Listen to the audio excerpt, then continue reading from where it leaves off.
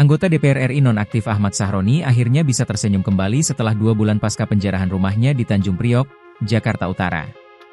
Diketahui Sahroni sempat hilang di muka publik usai peristiwa penjarahan rumahnya pada akhir Agustus 2025 lalu.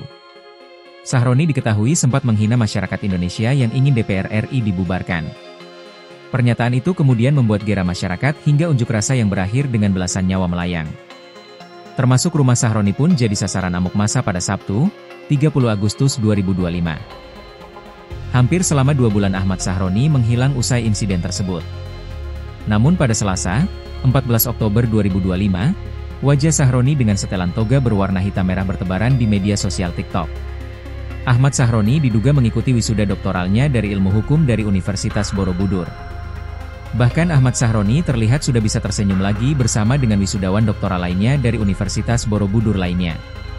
Wisuda itu berlangsung pada Selasa, 14 Oktober 2025, di GCC Senayan, Jakarta Pusat.